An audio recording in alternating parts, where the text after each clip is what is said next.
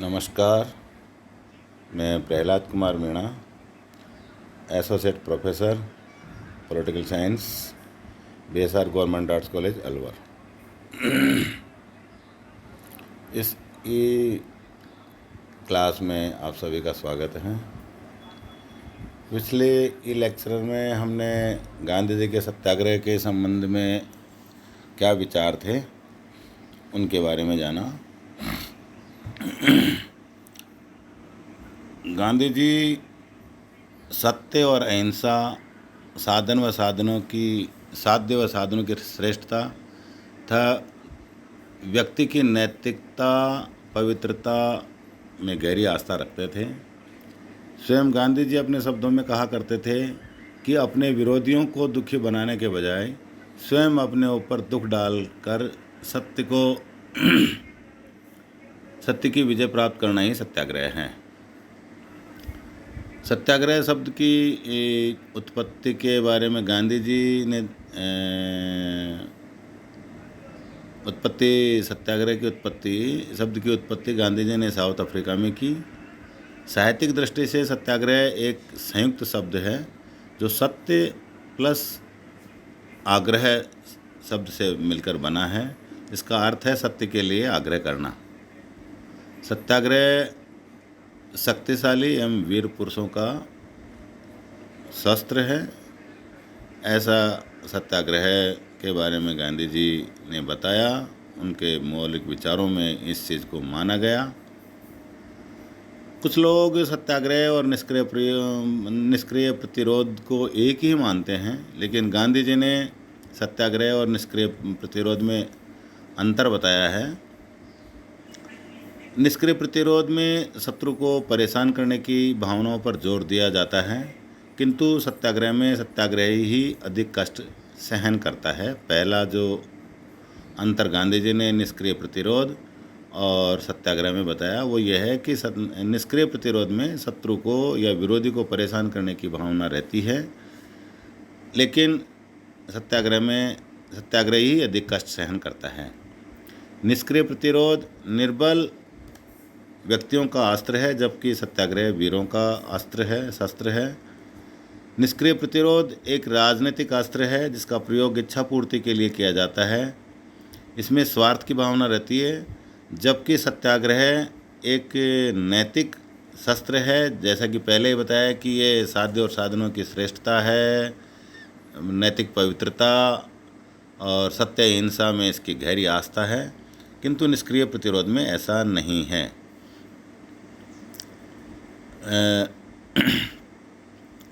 निष्क्रिय प्रतिरोध साधनों की शुद्धता पर बल नहीं देता है। वह अपने उद्देश्य की प्राप्ति के लिए हिंसा का प्रयोग करने की इच्छा रखता है, जबकि सत्याग्रह में न केवल साध्य की शुद्धता पर जोर दिया जाता है बल्कि साधनों की पवित्रता पे भी उतना ही जोर देता है। सत्याग्रह में हिंसा के प्रयोग की कल्पना भी नहीं की जा सकती है। निष्क्रिय प्रतिरोध में रचनात्मक कार्यों के लिए कोई स्थान नहीं होता है, परंतु गांधी जी ने सत्याग्रह में खादी, ग्रामोद्योग, अस्पृश्यता निवारण, प्रौढ़ शिक्षा को शामिल किया है, जिनके माध्यम से रचनात्मक कार्यों का इसको उपयोग में लिया जा सकता है। आज हम इस ई क्लास में सत्याग्रह के विभिन्न रूपों के बारे में चर्चा करेंगे कि सत्याग्रह ही साध्य और साधनों की पवित्रता, अपने अच्छे विचारों के साथ सत्य और अहिंसा को ध्यान में रखते हुए सत्याग्रह के कितने रूप हो सकते हैं, कितने प्रकार हो सकते हैं, उसके बारे में इस ई क्लास में हम आज चर्चा कर रहे हैं। गांधी जी का यह अमोघ अस्त्र विभिन्न परिस्थितियों या अलग अलग हालातों में अलग अलग रूप ग्रहण कर सकता है। जैसे पहला है असहयोग। गांधी जी का मानना था कि किसी भी सरकार या शासन द्वारा जनता पर अत्याचार व शोषण जनता के सहयोग से ही किए जा सकते हैं, और ये काफ़ी हद तक सही भी विचार लगता है कि बिना सहयोग के ऐसा अत्याचार जनता पर सरकार या शासन द्वारा नहीं किया जा सकता, जब जनता उनका किसी भी प्रत्यक्ष या अप्रत्यक्ष रूप से सहयोग नहीं कर रही हो, ऐसा गांधी जी कहते हैं। और इसके बारे में कहते हैं कि यदि जनता ऐसी स्थिति में सरकार या शासन या किसी अन्य के शोषण कार्य में सहयोग नहीं करे तो इनके द्वारा शोषण नहीं किया जा सकता। 1919-20 में ब्रिटिश शासन का विरोध करने के लिए गांधी जी ने इसी साधन या रूप का प्रयोग किया था, जो असहयोग आंदोलन के रूप में जाना जाता है। सविनय, दूसरा जो रूप है सत्याग्रह का वह है सविनय अवज्ञा। इस सिद्धांत का प्रतिपादन सर्वप्रथम यूएसए के अराजकतावादी विचारक हेनरी डेविड थोरो के द्वारा किया गया था और डेविड थोरो का प्रभाव गांधी जी के जीवन और विचारों में देखा गया है, जिसकी चर्चा हम पहले के ई लेक्चर में कर चुके हैं। सविनय अवज्ञा आंदोलन जो दूसरा रूप है सत्याग्रह का असहयोग से अधिक प्रभावी रूप सविनय अवज्ञा है। गांधी जी कहते हैं कि सत्याग्रह का असहयोग से अधिक प्रभावी रूप सविनय अवज्ञा है। गांधी जी से पूर्ण प्रभावदायक और सैनिक विद्रोह को रक्तहीन विकल्प कहते हैं। सविनय अवज्ञा का अर्थ अहिंसक और विनयपूर्वक तरीके से कानून की अवज्ञा करना है। कानूनों की अवज्ञा हिंसक रूप ग्रहण नहीं कर ले, इसलिए उनका विचार था कि इस साधन का प्रयोग जनसाधारण द्वारा नहीं वरन कुछ चुने हुए विशेष व्यक्तियों द्वारा किया जाना चाहिए। और किन कानूनों की अवज्ञा की जाए, यह बात सत्याग्रहियों द्वारा नहीं अपितु नेताओं द्वारा या नेतृत्व द्वारा निश्चित की जानी चाहिए कि किन कानूनों का सविनय अवज्ञा आंदोलन द्वारा विरोध करना है और किन का नहीं करना है। 1930 में इस साधन का प्रयोग गांधी जी ने नमक कानून के खिलाफ दांडी मार्च के माध्यम से किया था। तीसरा जो सत्याग्रह का रूप या प्रकार है वह है हिजरत या प्रव्रजन। हिजरत या प्रव्रजन का अर्थ है स्थायी निवास स्थान का स्वेच्छा से त्याग करना। ऐसे व्यक्ति या जनता जो अपने आप को पीड़ित अनुभव करते हों, वो अपने आत्मसम्मान से नहीं रह सकते हों, तो उन्हें वह स्थान स्वेच्छा से छोड़कर अन्यत्र चले जाना ही हिजरत कहलाता है या प्रव्रजन कहलाता है कि स्थान परिवर्तन कर लेना चाहिए। जब विरोधी को वो अपने सत्य और अहिंसा के मार्ग के द्वारा प्रभावित नहीं कर सकता है तो वो अपने उस स्थान को छोड़कर अन्यत्र चला जाए। 1918 में बारडोली और 1939 में विट्ठलगढ़ और लिम्बडी की जनता को गांधी जी के द्वारा हिजरत का सुझाव दिया था। चौथा जो रूप या प्रकार है सत्याग्रह का वो है अनशन। सत्याग्रह का एक रूप अनशन भी है, जिसका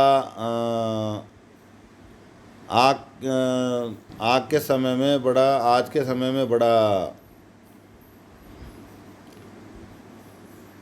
बड़े स्तर पर गलत प्रयोग किया जाने लगा है। गांधी जी इसे अत्यधिक उग्र अस्त्र मानते थे और उनका विचार था कि इसे अपनाने में ज़्यादा सावधानी बरती जानी चाहिए। अनशन कुछ विशेष अवसरों पर आत्मशुद्धि या विरोधियों में हृदय परिवर्तन के लिए ही किया जाना चाहिए। इस अस्त्र का प्रयोग जनसाधारण द्वारा नहीं वरन आध्यात्मिक बल संपन्न व्यक्तियों के द्वारा ही किया जाना चाहिए, क्योंकि इसके सफल होने के लिए मानसिक शुद्धता, अनुशासन और नैतिक मूल्यों में विश्वास होना जरूरी है। सत्याग्रह का जो पांचवा रूप गांधी जी ने बताया, जिसका भी आजकल बहुत बड़ा दुरुपयोग देखा जाता है, वो है हड़ताल। हड़ताल का सत्याग्रह का रूप हड़ताल है, किंतु हड़ताल के विषय में गांधी जी का विचार समाजवादियों और साम्यवादियों से अलग है। गांधी जी वर्ग संघर्ष की धारणा में विश्वास नहीं करते थे और उनके अनुसार हड़ताल आत्मशुद्धि के लिए किए जाने का एक स्वैच्छिक प्रयत्न है। इसका लक्ष्य स्वयं कष्ट सहन करते हुए विरोधी का विचार परिवर्तन करना है। हड़ताल करने वाले व्यक्तियों की मांगें स्पष्ट एवं उचित होनी चाहिए। लेकिन वर्तमान समय में बहुत सारे सरकारी, गैर सरकारी, श्रमिक इत्यादि संगठनों द्वारा इस प्रकार या इस रूप या इस साधन का गलत प्रयोग आम हो गया है, जो सत्याग्रह का रूप नहीं हो सकता। अगला जो प्रकार है वो है उपवास या अनशन। उपवास या अनशन सत्याग्रह का ऐसा साधन है जिसे व्यक्ति अपने ऊपर स्वयं लागू करता है।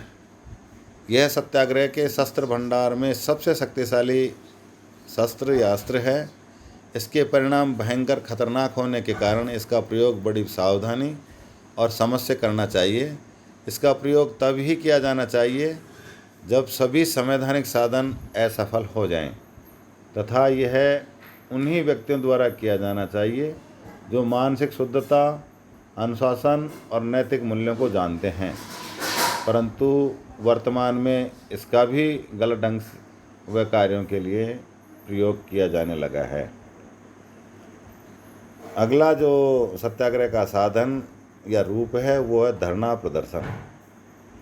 सत्याग्रह का यह तरीका या रूप भी विरोधियों या गलत कानूनों के खिलाफ आम जनता द्वारा नेतृत्व के निर्देशन पर किया जाता है, जिससे सरकार या शासन की गलत नीतियों के खिलाफ जनता को जागरूक तथा निशिक्षित किया जाता है। धरना प्रदर्शन भी सही व स्पष्ट मांगों के लिए किया जाना चाहिए और उसका उद्देश्य अत्याचारों के विरुद्ध आम जनता में जानकारी पहुंचाना और उनके खिलाफ स्वेच्छा से अपना अहिंसक तरीकों के माध्यम से विरोध करना है। वर्तमान में इस शस्त्र का प्रयोग भी गलत या आम हो गया है, जो सत्याग्रह की मूल भावनाओं के विपरीत है या उनके खिलाफ है। क्योंकि गांधी जी साध्य और साधन दोनों की पवित्रता की बात करते हैं। साध्य कितना ही पवित्र क्यों न हो, लेकिन यदि उसके साधन अपवित्र हैं तो साध्य भी अपवित्र हो जाएगा या उसका कोई मूल्य नहीं रह जाएगा। गांधी जी ने अपने सत्याग्रह का प्रयोग देश व विदेशों में अनेकों बार किया और इस अस्त्र के माध्यम से दक्षिण अफ्रीका एवं भारत में कई जगह सफल प्रयोग किए।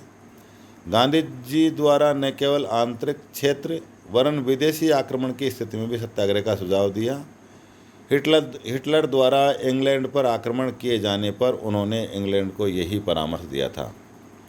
सत्याग्रह के महत्व को स्पष्ट करते हुए गांधी जी ने कहा कि सत्याग्रह में असफलता की कोई गुंजाइश नहीं है। उनके शब्दों में सत्याग्रही के शब्दकोश में असफलता का शब्द ही नहीं होता। सत्याग्रह एक जीवंत शक्ति है। यह पशु बल पर आत्मबल की विजय है। यह बुराई को भलाई से, घृणा को प्रेम से और अत्याचारों को कष्टों के प्रति अक्षुण्ण सहिष्णुता से जीतने का मंत्र है। सत्याग्रही की सद्भावना और प्रेम की अदृश्य शक्ति विपक्षी या विरोधी के अंतःकरण को जागृत कर देती है। उसका पशुबल पुनः सुसुप्त हो जाता है और वो अपने अन्याय व हिंसक कार्य की निकृष्टता को समझ लेता है। उसका जागृत आत्मबल उसे सत्याग्रही के न्यायसम्मत पक्ष को स्वीकार करने के लिए तत्पर बना देता है या उसको तैयार कर देता है। डॉक्टर पट्टाभी सीतारामैया ने सत्याग्रह की प्रभावशाली शक्ति का चित्रण करते हुए लिखा है कि सत्याग्रह सादा परंतु प्रभावी, दिव्य किंतु क्रियात्मक, अत्यंत किंतु सार्वलौकिक है। यह कोई गुप्त शक्ति नहीं वरन एक खुला रहस्य है। यह कोई जादू नहीं अपितु एक आश्चर्य है। यह कोई रहस्य नहीं अपितु एक करिश्मा है। यह कोई तंत्र नहीं वरन एक ये मंत्र है। यह कोई आविष्कार नहीं अपितु स्फुरण है। इस तरह से सत्याग्रह के रूपों के बारे में गांधी जी के विचारों में इनका विवरण आज हमने देखा, इसके बारे में समझा। और गांधी जी ने इन सब के बारे में ये भी बताया कि सत्याग्रह किस प्रकार से उपयोगी है उसके बारे में सीतारमैया ने बहुत अच्छी बातें बताई हैं कि ये कोई जादू नहीं है, ये एक सामान्य कष्ट सहने की शक्ति नहीं है, यह विरोधी या विपक्षी को नुकसान न पहुंचाकर अपने आप को नुकसान पहुंचाने का अमोघ अस्त्र है। और इसमें बहुत बड़ी शक्ति है। इसमें असफलता का कोई कारण ही नहीं है कि ये गांधी जी का अमोघ अस्त्र सत्याग्रह है कभी असफल हो पाएगा। आज के इस ई क्लास में बस इतना ही। धन्यवाद। घर में रहें, सुरक्षित रहें।